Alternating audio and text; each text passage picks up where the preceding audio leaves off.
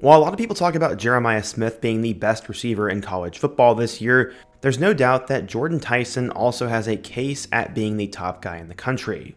He's definitely had a huge impact at Arizona State, as he has a chance to go down as the best receiver in Sun Devils football history, is considered the #1 wide receiver in the 2026 draft class, and is putting up crazy numbers so far this season. But going back in time, Tyson was an underrated 3-star recruit, wasn't wanted by Coach Prime at Colorado, and has now turned into a star.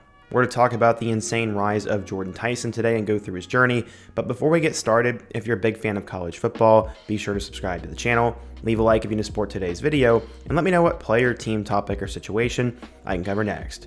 Now let's go ahead and get started and talk about the insane rise of Jordyn Tyson. So sports run in the Tyson family blood, as his older brother Barron ended up playing college football at South Alabama, and his brother was a star college basketball player at Cal and was actually a first-round pick in the 2024 NBA draft by the Cleveland Cavaliers. His dad, John Tyson, played football at Florida A&M, so he was set up for a lot of success. He was the son of a military family, and Tyson grew up in Allen, Texas, in a very disciplined household. He had a competitive drive that fueled him to be great, and it was a drive that was instilled in him from a young age, competing with his older brother Jalen. He was 6'7", and Jordyn was 6'2", and I guess the two were always going at it, and were super talented on both the football field and on the basketball court. Flash forward to when he was playing Pee Wee football, Brandon Tucker was a leading youth football all-star coach. He was approached by a parent of one of his players, and he said, quote, "They said, I have a player I want to bring out. He's aggressive, and he plays a bit of linebacker, and he'll use some profanity as well." Tyson was around 11 or 12 at the time when that happened, and he told them that it sounded like his kind of player, and when Tyson showed up at practice, he pulled him aside after warm-ups. He said he got eye level with him and said, "I heard you like to fight, and I heard you like to curse, but just don't fight or curse at me, and I'll love it." He always had that dog in him, and Tyson was undersized at the time and played linebacker and strong safety, but when their team fell behind in a championship game and their receiver got hurt, they decided to throw Jordyn in there, and he ended up having an incredible game and a couple of touchdowns. From that point on, he was a wide receiver. That same coach and Jordyn would reunite a few years later at John Paul II High School in Plano, Texas, where Tucker was coaching. Tyson joined a stacked team that had a ton of Division I level football talent, and despite all of that talent, he was on JV as a freshman. In the beginning, Tucker thought Tyson's size was going to hold him back, but then after 2 years, he had a growth spurt. He transferred to nearby Allen High School, where he put together a special senior season in which he caught 1,300 yards and 12 touchdowns on 70 catches. He said, quote, "Once he sprouted, it was game over. He obviously destroyed the Metroplex and turned into who you see today." Tyson has a way of making things look easy.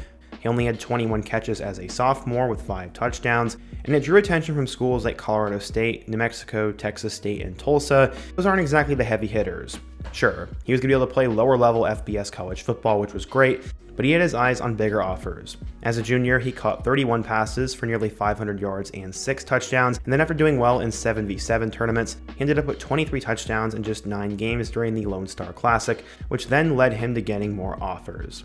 So where would he end up going? Well, when he chose Colorado in June of 2021, he impressed the Buffs coaches, who then offered him a scholarship, and that would be his only Power 5 offer. He would make his commitment to Colorado on his birthday, and he ended up committing to the Buffs over Colorado State, New Mexico, and Tulsa. He said, quote, "I was definitely a late bloomer. I committed kind of early, so I was a late bloomer, and I ended my recruitment process early." According to 24/7 Sports, Jordyn Tyson was a 3-star recruit, the number 131 wide receiver, and the 917th best player in the class of 2022. So, how would Tyson end up doing at Colorado? Well, let's take a look. So when Jordyn arrived at Colorado in 2022, there was a couple players on the team, including quarterback Brendan Lewis, who were asked what players had impressed them as freshmen. Everybody was talking about true freshman Jordyn Tyson, and first-year receivers coach thought the hype was justified. And during his first season in Colorado, he got off to a slow start, but would eventually blow up. The Buffs were desperately looking for someone to emerge as a playmaker, and the wait was finally over, as he became the second true freshman in Colorado football history to post multiple 100-yard receiving games in the first season. Colorado was not very good that year, but Tyson was pretty good. He caught his first career touchdown against TCU, had one against UCLA, and then had a breakout game against Oregon State. In that game, he ended up catching 3 passes for 92 yards, and then to finish out the year, he was incredible. He caught 5 passes for 115 yards and a touchdown against Arizona State. And then against number 8, Oregon, he had 5 catches for 137 yards and a touchdown as well, before he would unfortunately get injured. And in total, he played in 9 games during his first season in Colorado, catching 22 passes for 470 yards and 5 touchdowns.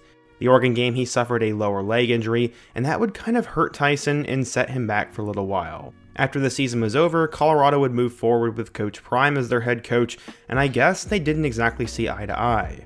He would decide to enter the transfer portal and find a new school, and the story of how he got to Arizona State was interesting.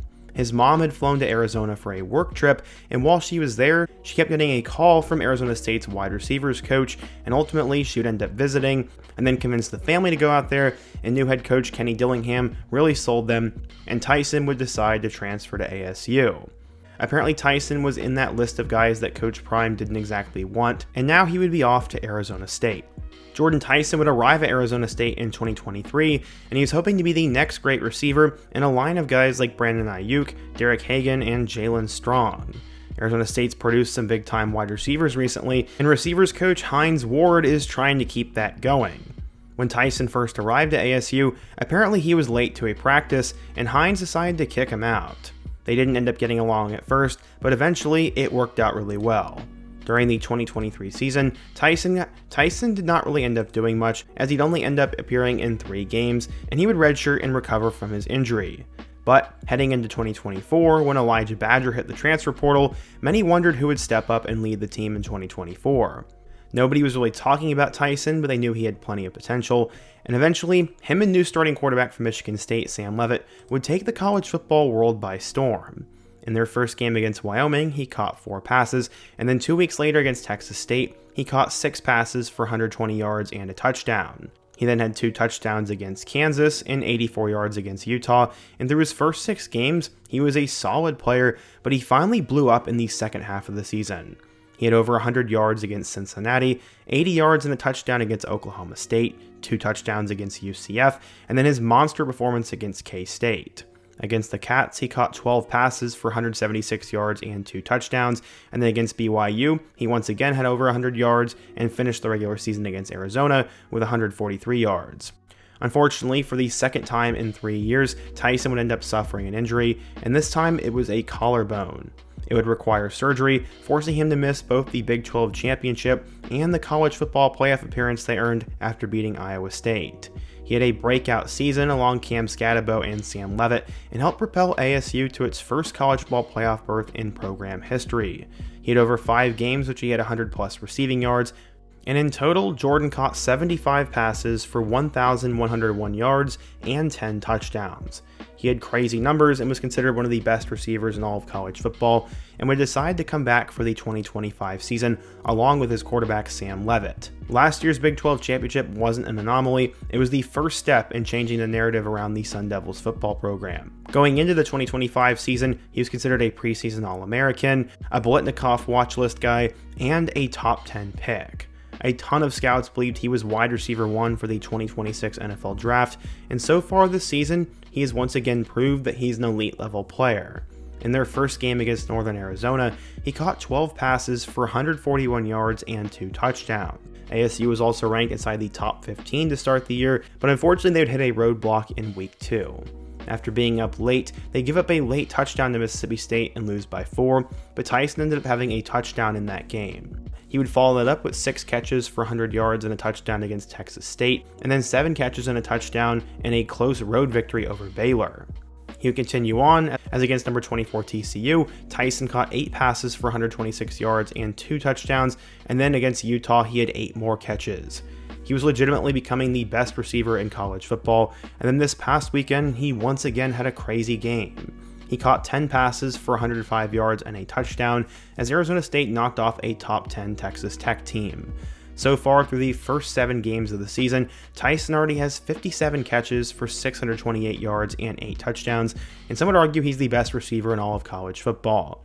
I don't even want to try to argue that he's the best receiver in college football because I'll just get 100 comments about Jeremiah Smith, But Tyson has been incredible, and he's definitely going to be the best wide receiver in Arizona State football history. He has a chance to break a lot of their records and is still considered a top 10 pick. Despite his injury concerns, many scouts believe he will have a perfect transition to the NFL, and CBS Sports at one point had him as the number 3 overall pick. For now though, I know Tyson is focused on 2 things: staying healthy and getting Arizona State back to the college football playoff. Besides losses against Mississippi State and Utah, Arizona State has looked good this year and they've been winning close games, so we'll have to see if him and Leavitt can get through the back half of the Big 12 schedule and get back to the 2025 bracket. We'll have to wait and see, but for now, Jordyn Tyson has proved everybody wrong. It'll be crazy if he goes in the first round, and same with his brother in the NBA, as I can't remember the last time that's happened, but what do you guys think? If you're an ASU fan, what do you think of Jordyn Tyson? How good do you think he's going to be? And what players should I cover next? Be sure to let me know down below, leave a like if you support today's video, subscribe if you're new, and check out one of the videos on the end screen. Hope to see you guys again soon, but until next time, peace.